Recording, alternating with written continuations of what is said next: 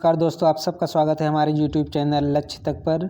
आज हम SSC GD की परीक्षा में पूछे गए प्रश्नों का जिक्र करेंगे और उनका विस्तार से हम एनालिसिस करेंगे। शुरू करते हैं वीडियो को। पहला प्रश्न ये पूछा गया था, Panipat, third battle of Panipat कब हुआ था।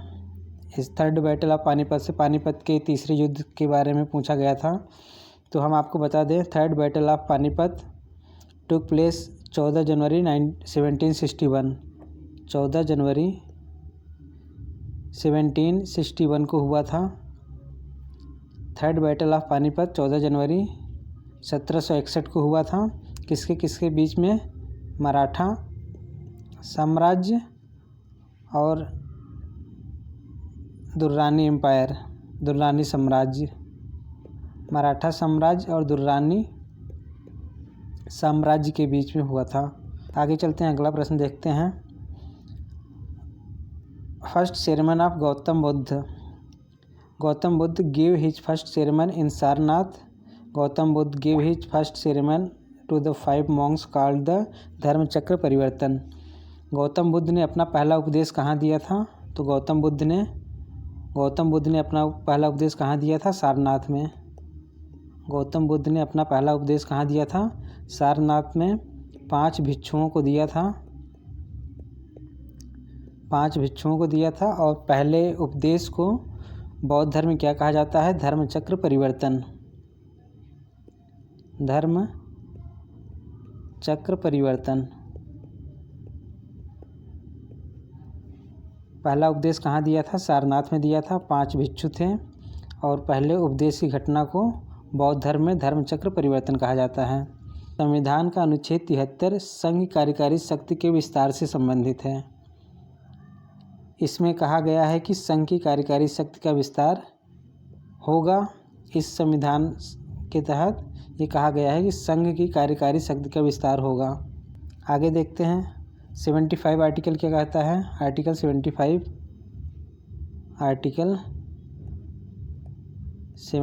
क्या कहता है? Article 75, the prime minister shall be appointed by the president and the other minister shall be appointed by the president on the advice of prime minister.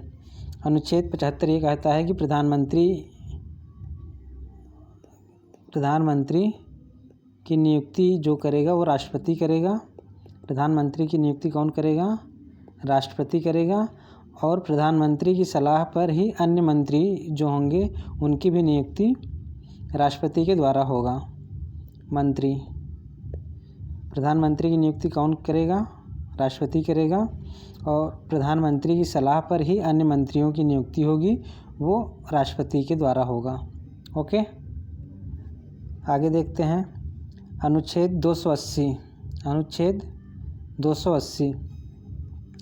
280 में क्या कहा गया है?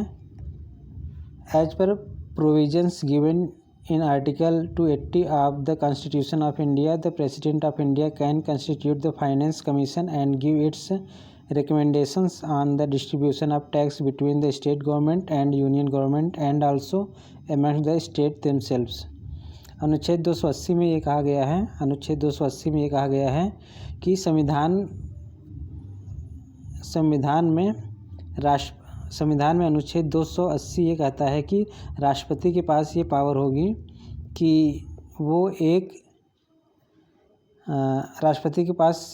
होगी कि राष्ट्रपति जो है वो एक वित्त आयोग का गठन कर सकता है। राष्ट्रपति जो है एक वित्त आयोग का गठन कर सकता है। Can constitute the finance commission and give it's recommendation on the distribution of tax between, और इसको स्टेट या केंद्र शासित प्रदेश या तो सभी राज्यों को इसके रिकमेंडेशन दे सकता है। अनुच्छेद 280 राष्ट्रपति एक वित्त आयोग का गठन कर सकता है, इसके बारे में कहा गया है। ओके, आगे चलते हैं। कॉन्टिंजेंसी फंड क्या होता है? कॉन्टिंजेंसी फंड इससे पूछा गया है। तो ये फंड होता है reserve of money set aside to cover possible unforeseen future expenses. Contingency fund को हम आकस्मिक क्या कहते हैं, इसको हिंदी में आकस्मिकता निधि। कॉन्टीजेंसी फंड को क्या कहते हैं, आकस्मिकता निधि। और ये क्या होता है कि भविष्य में ज़रूरत पड़े, अगर इमरजेंसी कुछ आ जाए तो उसके लिए सिक्योर करके ये फंड रखा जाता है। भविष्य की आकस्मिक ज़रूरतों को पूरा करने के लिए, भविष्य में जो हम नहीं जानते हैं कि क्या आवश्यकताएं पड़ सकती हैं, तो उनको पूरा करने के लिए ये फंड रखा जाता है। इसको बोलते हैं आकस्मिकता निधि। आगे देखते हैं, India's rank in happiness index. विश्व खुशहाली सूचकांक में भारत की रैंक कितनी थी 2022 में? विश्व खुशहाली सूचकांक जो था, खुशहाली सूचकांक 2022 में भारत की रैंक कितनी थी? तो भारत की रैंक कितनी थी? 136। विश्व खुशहाली सूचकांक में भारत की रैंक कितनी थी? 136। आगे देखते हैं क्या पूछा गया था। विनर ऑफ IPL 2022, ये तो सबको पता होगा। विनर ऑफ IPL 2022 कौन जीता था? गुजरात ने जीता था। किसने जीता था? गुजरात ने जीता था। 2022 का IPL का खिताब किसने जीता था? गुजरात ने जीता था। आगे क्या पूछा गया है? ब्लू रिवॉल्यूशन से एक क्वेश्चन पूछा गया है।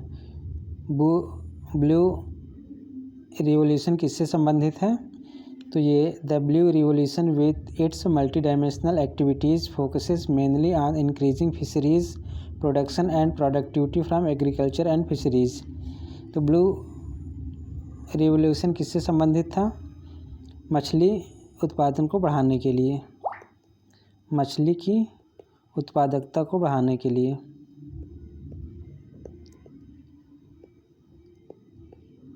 मछली की उत्पादकता को बढ़ाने से संबंधित था।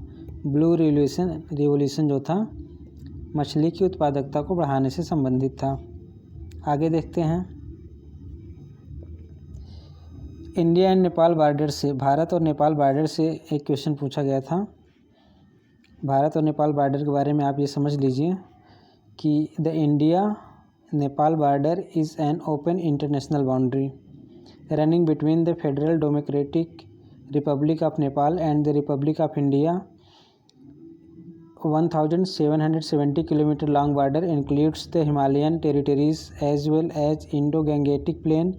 5 states of India share borders with Nepal, namely Uttarakhand, Uttar Pradesh, Bihar, West Bengal and Sikkim. Bharat Nepal border जो है वो, नेपाल पूरा हिमालय में बसा हुआ है। आप पूरा मैप में अगर देखेंगे, ये भारत अगर मैप हो गया, ये भारत का मैप हो गया, तो इस जगह पे ये नेपाल बसा हुआ है, इस जगह पे नेपाल बसा हुआ है। यहाँ से आप ये देख लीजिए कि कौन कौन से स्टेट जो हैं बॉर्डर साझा करते हैं नेपाल के साथ। UK, UP, Bihar, Bengal and Sikkim. कौन कौन से स्टेट बॉर्डर साझा करते हैं? उत्तर प्रदेश, उत्तराखंड, बिहार, बंगाल और सिक्किम। 5 स्टेट है। टोटल लेंथ कितनी है? 1770 किलोमीटर। 1770 किलोमीटर भारत और नेपाल का बॉर्डर है। भारत के 5 राज्य सीमा साझा करते हैं, उत्तराखंड, उत्तर प्रदेश, बिहार, बंगाल और सिक्किम। और ये ओपन बॉर्डर है। कैसा बॉर्डर है? Open border. भारत नेपाल का ओपन बॉर्डर है। आगे देख लेते हैं, author of the book nobody likes joker. Nobody likes joker पुस्तक के लेखक कौन थे? टस हकस्टेप। कौन थे? टस हकस्टेप। नोबडी लाइक्स ए जोकर के लेखक कौन थे? टस हक स्टेप। आगे देख लेते हैं। Author of the book Jyotipunj. Jyotipunj पुस्तक के लेखक कौन थे? नरेंद्र मोदी। ज्योतिपुंज पुस्तक के लेखक कौन थे? नरेंद्र मोदी। नरेंद्र मोदी। ज्योतिपुंज पुस्तक के लेखक कौन थे? नरेंद्र मोदी। आगे देखते हैं। फीफा वर्ल्ड कप कहाँ आयोजित किया गया था? फीफा वर्ल्ड कप 2022 कहाँ आयोजित किया गया था? कतर में। कहाँ आयोजित किया गया था? कतर में। फीफा वर्ल्ड कप 2022 कहाँ आयोजित किया गया? कतर में। आगे एक क्वेश्चन पूछा गया है विटामिन से। थायमीन। थायमीन किस विटामिन को कहते हैं? तो ये B1 विटामिन है थायमीन। ये वाटर सोल्यूबल है, पानी में घुलनशील है। पानी में B1 विटामिन जो है वो पानी में घुलनशील है। ये विभिन्न खाद्य पदार्थों में भी दिया जाता है और इसके टैबलेट भी आते हैं, सप्लीमेंट के तौर पे टैबलेट भी दिया जाता है। तो थायमीन विटामिन जो है B1 विटामिन B1 को कहते हैं, पानी में घुलनशील विटामिन है। आगे देखते हैं। इंडियाज़ फर्स्ट फीमेल गवर्नर, ये सबको पता होगा। भारत की पहली महिला राज्यपाल कौन थी? सरोजनी नायडू। कौन थी? सरोजनी नायडू।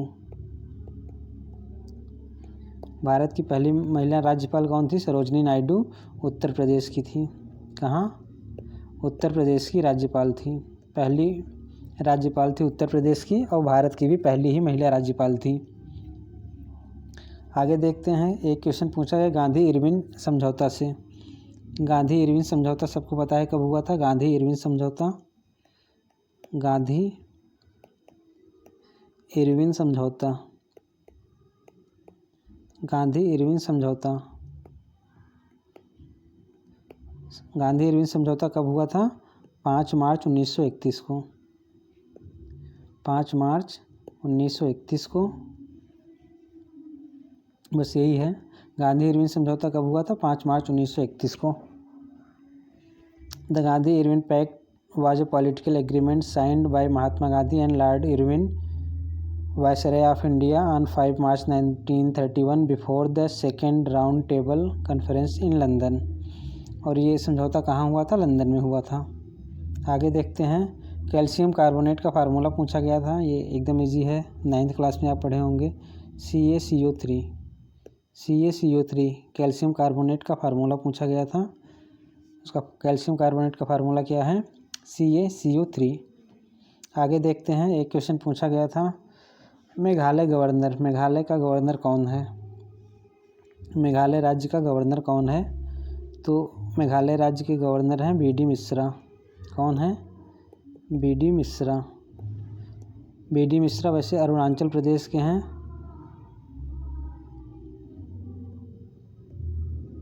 अरुणाचल प्रदेश के हैं। इनको मेघालय का अतिरिक्त चार्ज दिया गया था। मेघालय का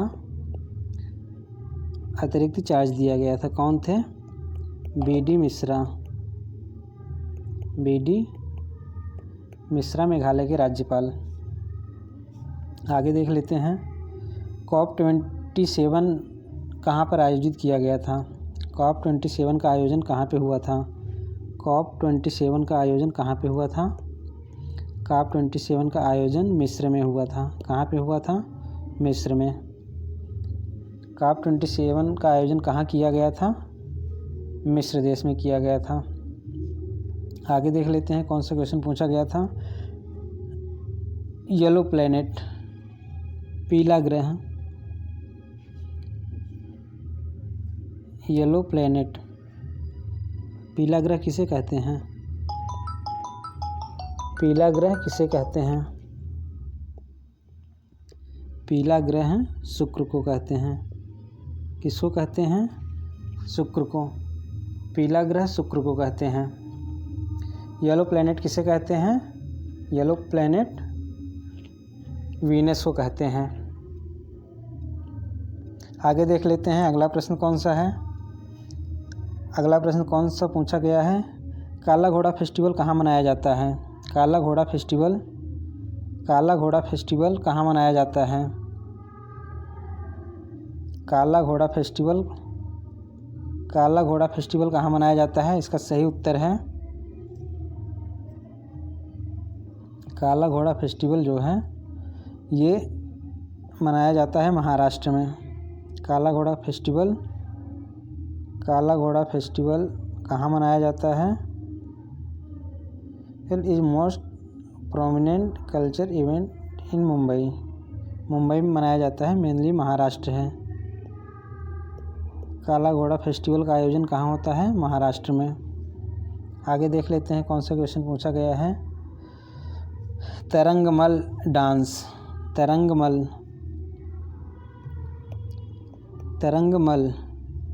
नृत्य का आयोजन कहाँ किया जाता है? कहाँ का नृत्य है ये? गोवा का। कहाँ का? गोवा का। तरंगमल नृत्य का आयोजन कहाँ होता है? गोवा में, और ये राजस्थान के मारवाड़ हिस्से में भी होता है। आगे देख लेते हैं अगला प्रश्न कौन सा पूछा गया है। Longest bone in human body, मानव शरीर की सबसे बड़ी हड्डी कौन सी है? मानव शरीर की सबसे बड़ी हड्डी, मानव शरीर की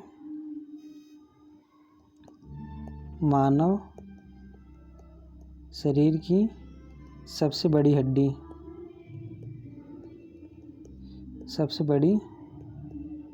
कौन सी है? फीमर है। मानव शरीर की सबसे बड़ी हड्डी फीमर है। Longest bone in human body, the femur is one of the most researched bone in the human anatomy and forensic medicine. मानव शरीर की सबसे बड़ी हड्डी कौन सी है? फीमर है। आगे देखते हैं। First Lokpal of India, Bharat के पहले लोकपाल कौन थे? भारत के पहले लोकपाल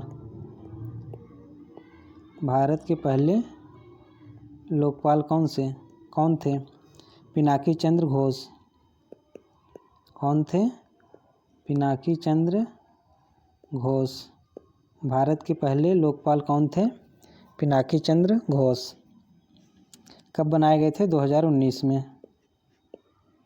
भारत के पहले लोकपाल पिनाकी चंद्र घोष थे। कब बनाए गए थे? 2019 में।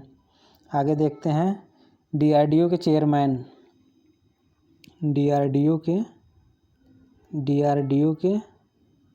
चेयरमैन कौन हैं? डीआरडीओ के चेयरमैन कौन हैं? Doctor Sameer V Kamat. Doctor Sameer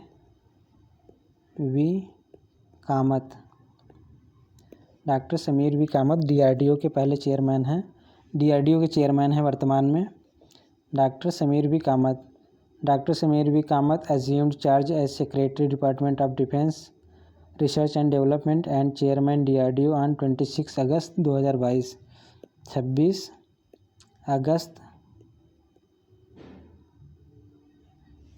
अगस्त 2022 को इन्होंने पद ग्रहण किया था। आगे देखते हैं। व्हीलर द्वीप किसे कहा जाता है? व्हीलर द्वीप जो डॉक्टर APJ अब्दुल कलाम द्वीप है, डॉक्टर APJ अब्दुल कलाम द्वीप है। इसका पहले नाम था व्हीलर द्वीप। इसका पहले का नाम था व्हीलर द्वीप।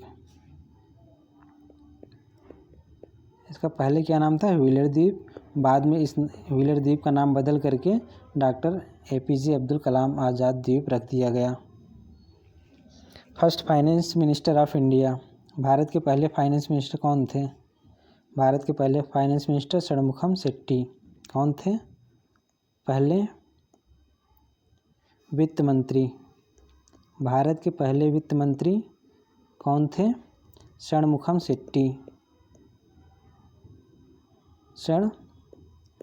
शेट्टी। भारत के पहले फाइनेंस मिनिस्टर षणमुखम शेट्टी। इन्होंने 26 नवंबर 1947 को अपना पहला बजट पेश किया था। 26 नवंबर 1947 को पहला बजट आज़ाद भारत का पहला बजट 26 नवंबर 1947 को पेश किया था। कौन थे? षणमुखम शेट्टी भारत के पहले वित्त मंत्री थे। बस दोस्तों, इस वीडियो में इतना ही। आप हमारे चैनल को लाइक और सब्सक्राइब ज़रूर करें। थैंक